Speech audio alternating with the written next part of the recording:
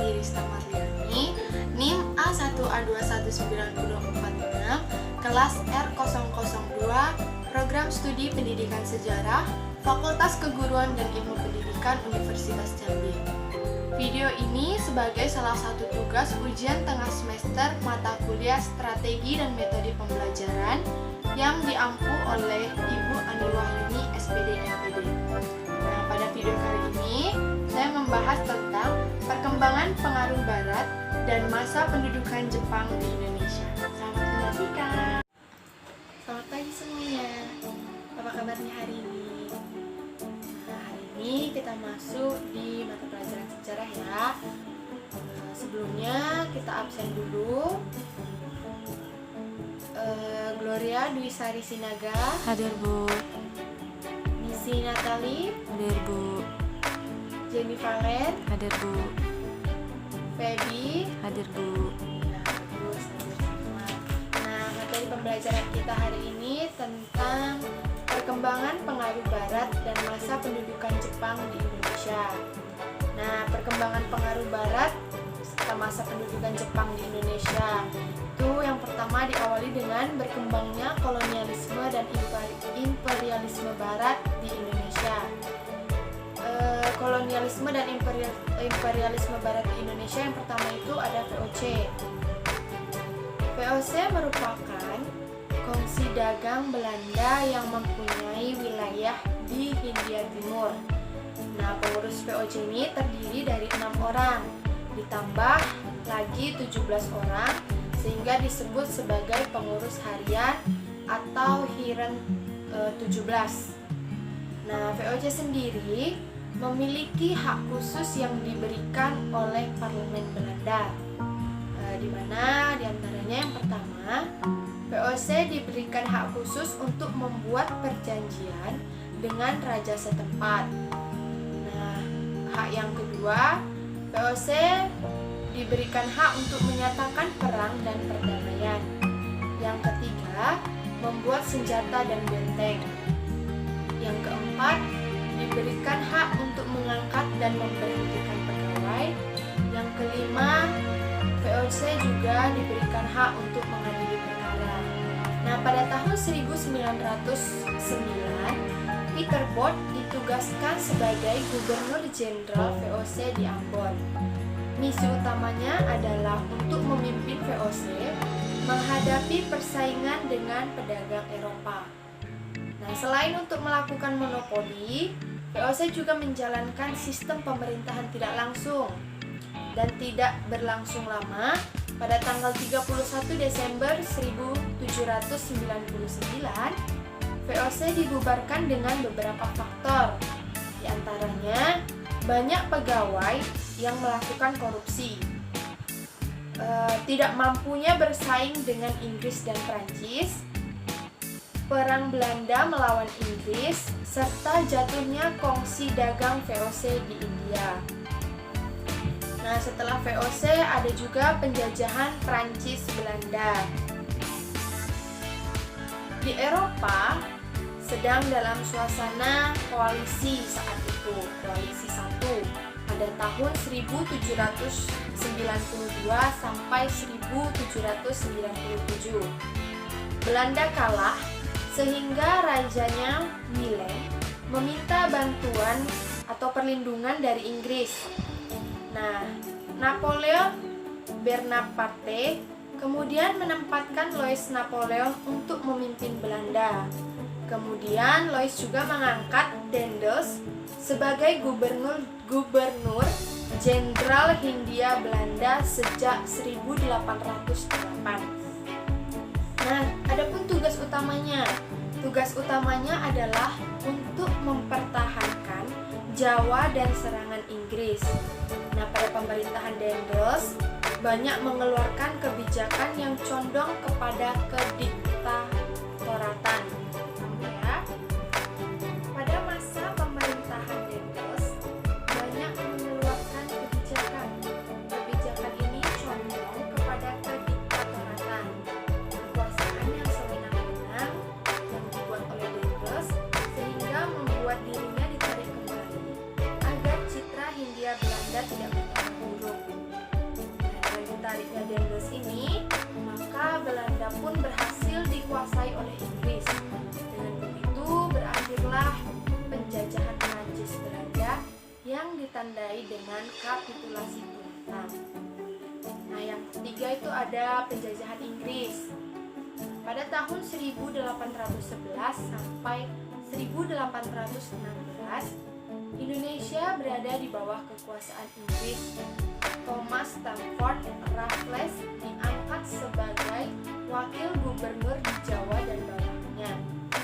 Nah, tujuan utama dari pemerintahan Raffles ini sendiri adalah meningkatkan kesejahteraan rakyat.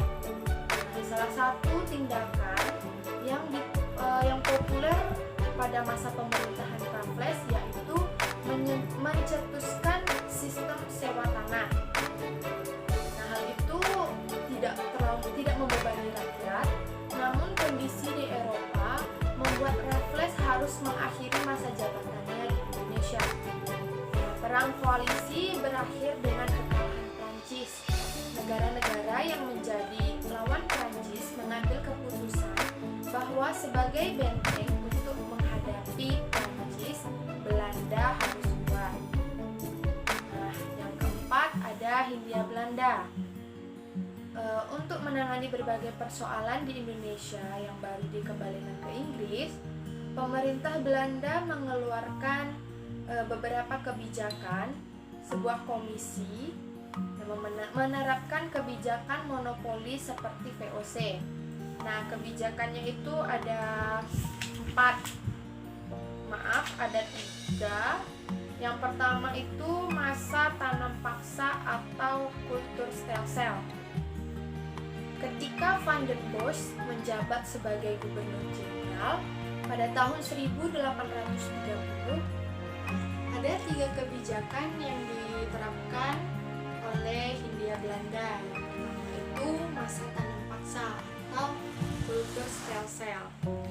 Ketika Van den Bosch menjabat sebagai gubernur jenderal pada tahun 1830, dia menciptakan perintah tanam paksa atau kultur stelsel tadi. Tujuannya untuk apa?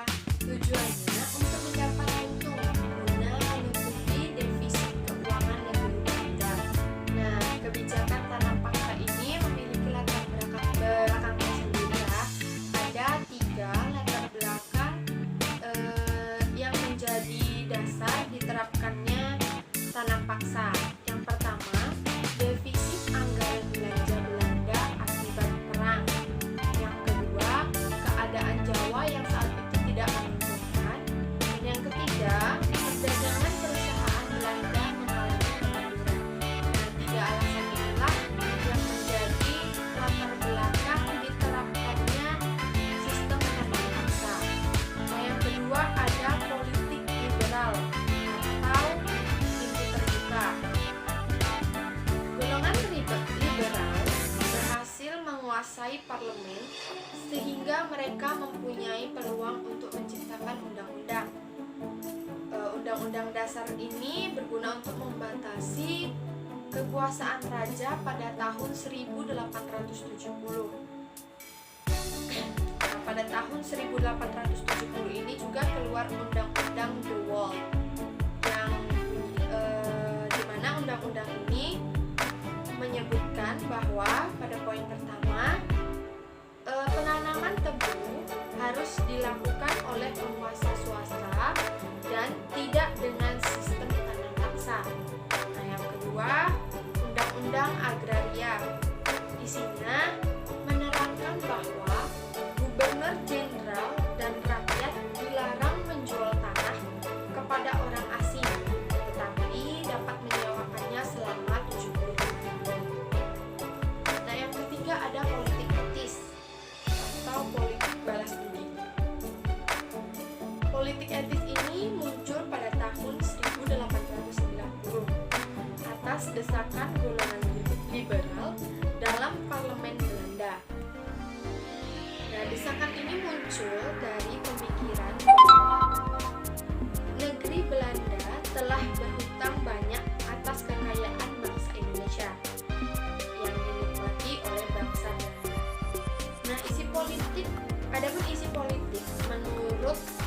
Van Deventer itu ada 3 yang disebutkan.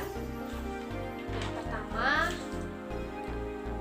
tiga isi undang-undang ini, isi politik etis yang disebutkan oleh Van Deventer ini disebut juga trilogi Van Deventer, untuk memperbaiki nasib rakyat, yang isinya pertama itu mengenai pendidikan. Nah, dalam pendidikan ini, sekolah untuk rakyat pribumi dibedakan dengan kaum bangsawan. Jadi sekolahnya tidak disamakan. Yang kedua, tentang irigasi, di mana sarana vital bagi pertanian adalah pengairan dan oleh pihak pemerintah telah dibangun sejak tahun 1885. Yang ketiga itu ada transmigran, di mana atau perpindahan penduduk. Nah, dengan adanya transmigrasi, tanah-tanah di luar Jawa yang belum diolah menjadi lahan pertanian akan dapat diolah untuk menambah penghasilan. Nah, selain itu juga dapat mengurangi kepadatan penduduk di Pulau Jawa. Nah, dari beberapa pemaparan materi yang sudah Ibu jelaskan, kira-kira ada yang ingin bertanya? Nah, baiklah, jika tidak ada yang bertanya, berarti sudah mengerti semua ya. Kesimpulannya, perkembangan pengaruh Barat dan masa pendudukan Jepang di Indonesia itu, ketika berkembangnya kolonialisme dan imperialisme Barat di Indonesia itu ada berapa tadi? Ada 4 ya, di mana ada masa VOC, masa penjajahan Perancis, Belanda, penjajahan Inggris, serta penjajahan Hindia Belanda.